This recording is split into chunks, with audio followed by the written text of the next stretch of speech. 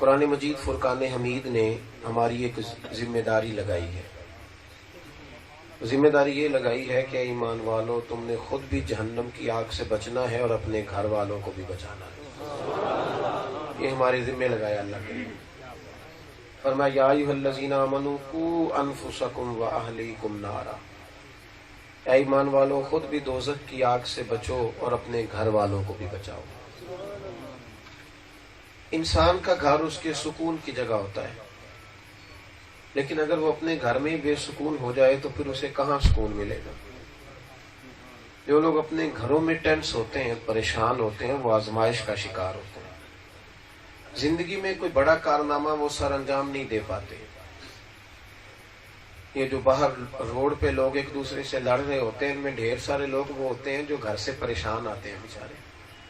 انسان لاکھ کہے کہ میں نہیں محسوس کرتا جی بیوی کون ہوتی ہے میرے اعصاب پہ سوار ہونے والی، لیکن انسان کا گھر ہے، بہرحال کچھ نہ کچھ باتیں ذہن پر رہ جاتی. میری بات پہ توجہ کریں آپ حضرات. اب نا گھروں میں ٹائلیں بھی ہوتی ہیں، اے سی بھی لگا ہوتا ہے، گھر میں ہر کمرے میں علیحدہ ٹی وی بھی پڑا ہوتا ہے.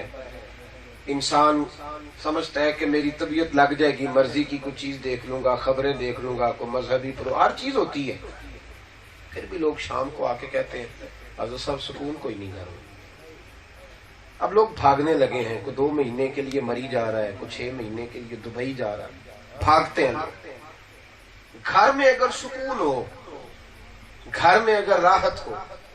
ہم سفر پہ جاتے ہیں تو دوست کہتے ہیں یہیں رہ جاؤ، تو کہتے ہیں نہیں یار گھر جانا نہیں، ادھر ہی رہ جاؤ، نہیں آپ کی مہربانی. تیسری چوتھی دفعہ جب کوئی سنگی کہے تو میں کہتا ہوں یار ناراض نہ ہونا، آپ کا اور میرا ایک مشترکہ مسئلہ ہے کہ جو سکون کی نیند اپنے بیڈ پہ آتی ہے وہ کہیں اور نہیں آتی. گھر ایک سکون کی جگہ ہے.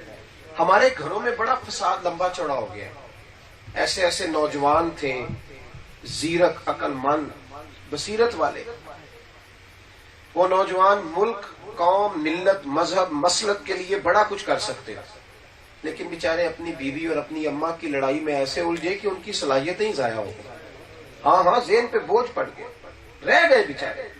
کہ گھر کی سوچ پیچھا کرتی ہے آدمی کا. یاد رکھنا یہ جو ہم اہل بیت نبوت کا دن مناتے ہیں نا، تو ہمارا یہ مزاج بن گیا ہے کہ وہ بات رہتی ہے کہ امام حسین 50 سال کی عمر سے زیادہ عمر تھی، کربلا میں گئے تو کربلا میں تو وہ 3 دن رہے یا 10 دن رہے.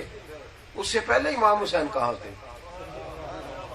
اس سے پہلے بھی تو کہیں موجود تھے نا. وہ اصل 10 محرم تک ہمیں یہ بات منانی چاہیے، محرم ہو یا آگے پیچھے جب ذکر اہل بیت ہو تو ہمیں یہ سمجھنا چاہیے کہ نبی پاک نے اپنا گھر کیسے بنایا، حضور نے اپنے گھر کی ترتیب کس طرح لگائی، کس طرح کر کے محبوب علیہ السلام نے اپنے گھر کے لوگوں کی تربیت کی. کہ 11 ازواج تھیں، 4 بیٹیاں تھیں، ان کی اولادیں تھیں.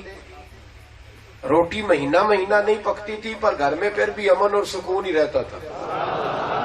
یہ سمجھنے کی بات ہے. تھوڑی سی اسی پر 2-4 باتیں. نبی پاک نے اپنے اہل بیت، یہ ترمذی میں بھی موجود ہے، مسند امام احمد بن حنبل میں بھی موجود ہے، نسائی میں 3 جگہ پہ حدیث موجود ہے. اور جو زیادہ پڑھے لکھے ہیں ان کو زیادہ کتابوں میں بھی مل سکتی ہے. نبی پاک علیہ الصلوۃ والسلام نے جب خطبہ حجت الوداع دیا تو فرمایا اپنی امت کو کہ میں بظاہر جا رہا ہوں پر تمہیں خالی نہیں چھوڑوں گا، تمہیں 2 چیزیں دے کے جا رہا ہوں. فرمایا اگر تم انہیں تھام کے رکھو گے تو گمراہی تمہارے پاس نہیں آئے گی، ہدایت ہی رہے گی. یا رسول اللہ کون کون سی؟ فرمایا ایک تمہیں قرآن دے کے جا رہا ہوں، دوسرا اپنا خاندان دے کے جا رہا ہوں. نبی پاک کا جو خاندان ہے نا وہ ہمیں بتائے گا کہ ہم نے خاندان کیسے بنانا. ہمارے ہاں سارے لوگ روڈ پہ نکلے ہوئے پیسے کمانے کے لیے. سارے جو ادھر جا رہا ہے وہ بھی پیسے لینے جا رہا ہے یا دینے جا رہا ہے، اور جو ادھر جا رہا ہے وہ بھی اسی چکر میں ہے. یہ سارے اسی چکر میں، کوئی کویت بیٹھا ہے، کوئی یورپ بیٹھا ہے، کوئی امریکہ بیٹھا ہے، سارے پیسے کمانے نکلے ہوئے. اور میں کیا کروں، کہنا پڑتا ہے یہاں تو نعت خواں بھی نوٹ کمانے نکل آیا ہے. یہاں تو وہ جو کہتا ہے کون دیتا ہے دینے کو منہ چاہیے، دینے والا ہے سچا ہمارا نبی، وہ اسٹیج پہ یہ کہتا ہے، اور جب اس کو ٹیلی فون پہ ٹائم مانگو تو کہتا ہے پہلے 30,000 کرا پھر آؤں گا. تو ایک بات کرنا، تجھے کون دیتا ہے؟ میں نذرانے کی مخالفت نہیں کرتا، لیکن بولیاں لگتی ہیں، تماشا ہوتا ہے، مذہب اور ملت کو بدنام کیا جاتا ہے، اور تباہی اتر گئی ہے. جس کے ہاتھوں میں نوٹوں کی دتھی دیکھی جاتی ہے اس کا لوگ نام یاد کر لیتے ہیں. اور پھر کہتے ہیں حاجی صاحب ہے شیر تو ہٹے نظر دے. اور خدا کے بندے ڈر اللہ سے, نبی پاک کا شیر بندے کی نظر کیسے ہو سکتا ہے؟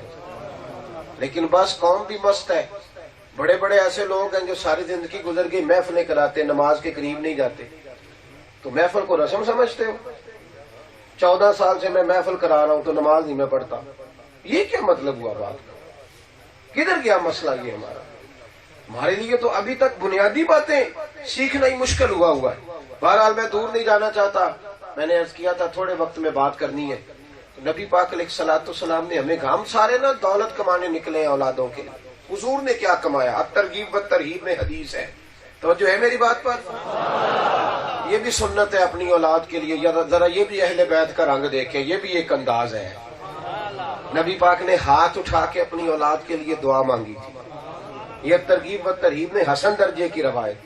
مصطفیٰ کریم نے ہاتھ اٹھا کے کہا اے اللہ, سنو دیکھو حضور, ہم بھی اپنے بچوں کے لیے مانگتے, حضور نے بھی مانگا کہ اے اللہ میری اولاد کو زیادہ پیسے نہ دینا, انہیں ضرورت کے مطابق روزی دینا. اور ایک حدیث میں حضور نے یوں فرمایا کہ اے اللہ انہیں دن میں 2 وقت کھانا نہ دینا, 1 وقت دینا.